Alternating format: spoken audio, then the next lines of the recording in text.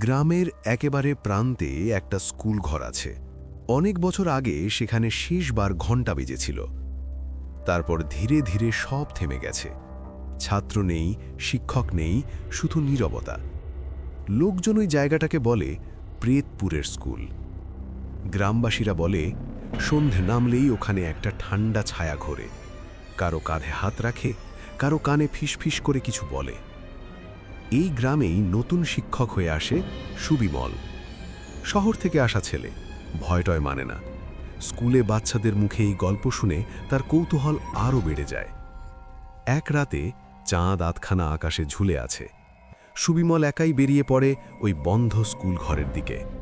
স্কুলের সামনে দাঁড়াতেই হঠাৎ একটা ঠান্ডা হাওয়া বয়ে যায়।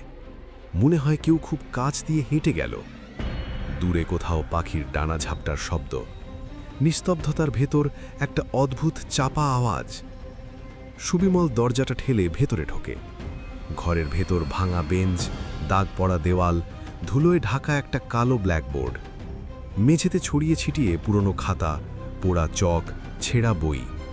হঠাৎ ব্ল্যাকবোর্ডের দিকে তাকিয়েই সুবিমল জমে যায়।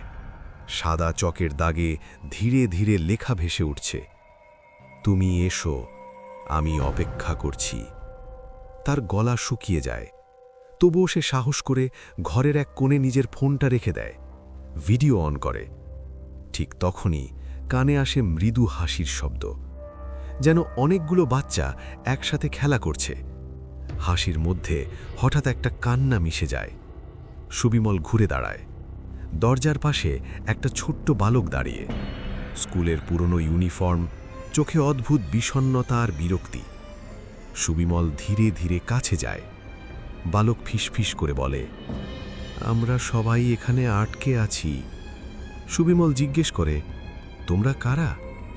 ছেলেটা মাথা নিচু করে বলে, এই স্কুলের ছাত্র, আগুনের রাতে যারা আর বেরোতে পারেনি। হঠাৎ দরজাটা জোরে বন্ধ হয়ে যায়। ঘরের ভেতর বাতাস ঘুরতে থাকে, বেঞ্চগুলো কেঁপে ওঠে। দেওয়ালের পুরনো ছবিগুলো এক এক করে নড়তে শুরু করে। সুবিমল দেখে একটা ছবিতে ওই বালক, আর তার পাশে আরও কয়েকটা ছেলে মেয়ে, সবাই একইভাবে তাকিয়ে আছে। ছেলেটা আবার বলে, আমাদের মুক্তি দাও, নইলে আমরা নিজেরাই বেরোতে শিখে যাব। বাতাস আরও ঠান্ডা হয়ে আসে। চারদিকে এখন শুধু ফিসফাস, খুলে দাও, খুলে দাও। স্কুল ঘরের বাইরে গ্রামবাসীরা হঠাৎ শুনতে পায় একটা চিৎকার, ওরা সত্যিই আছে, ওরা চায় বাইরে আসতে। লোকজন দৌড়ে আসে, কিন্তু দরজা খুলে আর কাউকে পাওয়া যায় না। শুধু ঘরের ভেতর পড়ে থাকে সুবিমলের ফোন।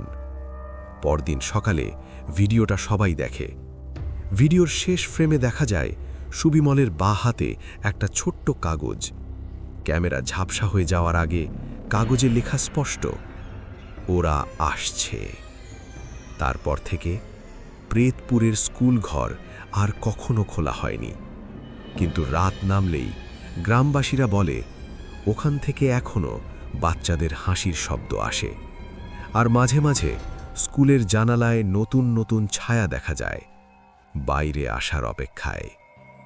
এই রকম আরও গল্প শোনার জন্য চ্যানেলটি সাবস্ক্রাইব করুন এবং কমেন্টে বলুন আজকের গল্পটি আপনাদের কেমন লাগলো।